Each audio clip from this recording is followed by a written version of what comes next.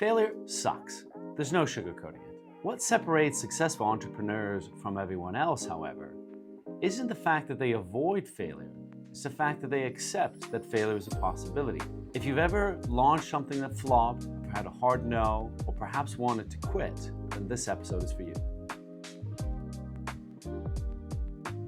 Number 1, redefining failure as feedback.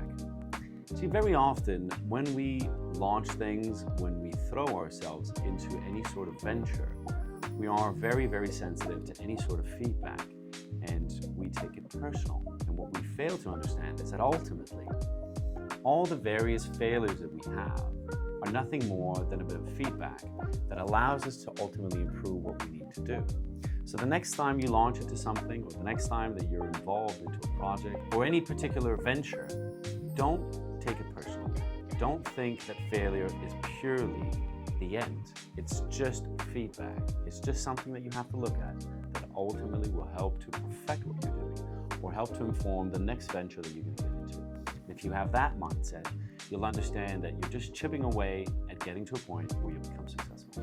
Number 2, accepting that it can be lonely at the top. The reason why sometimes it can be lonely at the top is that you have to understand that very few people within your life, and especially within your organization, will have the same level of commitment and devotion that you have in terms of pushing and thriving for a particular vision. And in that, you also have to accept that you're going to have to make some tough decisions.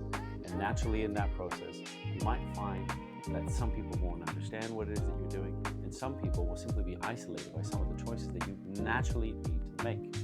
So, if you are someone who cannot work within an environment unless they are friends with everybody, you might have to reconsider your choices.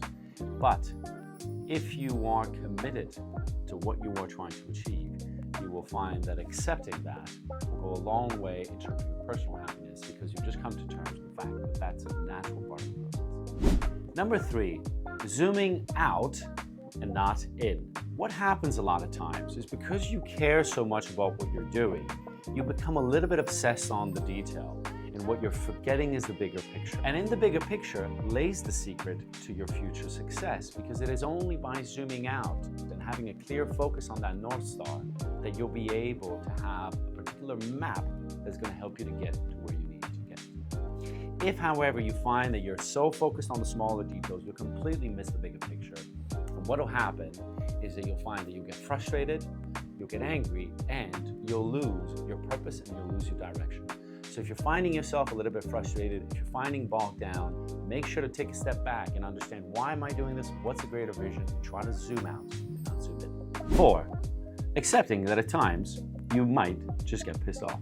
It is a natural component of human behavior that when you're involved in a project, when you're involved in doing anything that you care about, any failure, any setbacks, any disappointments will naturally cause a particular emotional reaction. That is a normal part of getting involved in any project or doing something that you genuinely care about. So don't take that as necessarily a bad thing.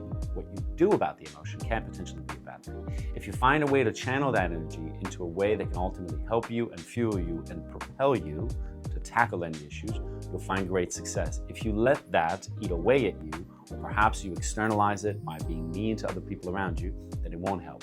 But don't think that the emotion is wrong. What matters is what you do with the emotion. If you put it to good use, it'll be very powerful for you. 5th and final tip of the day, fall in love with the process, not just the end result. Now, I don't know if any of you have ever run a marathon or have ever been involved in any sort of target of any particular type of physical activity. What will naturally happen is that you have to train towards, whether it's a marathon, whether it's a fight, whether it's any particular type of competition that you want to do, you have to train. However, have you ever thought about how painful it would be if you didn't enjoy any part of the training? Have you ever thought about how annoying it would be if you didn't actually enjoy doing the runs leading up to the marathon? Surely you would understand that that is going to be a severe problem in terms of helping you to actually train for that final competition. Business is very similar. You have to enjoy the process of it. You have to enjoy the training of it. You have to enjoy the day-to-day task. Now, naturally, you're not going to enjoy everything that you do, But from time to time, you should stop and appreciate the process, not just the end target, not just the end goal, because that will actually help you to sometimes reflect on what you're doing and allow you to perfect it so that the end goal is actually greater than you anticipate. I hope you enjoyed today's episode, and I'll see you next week with Paolo Emilio Zanini.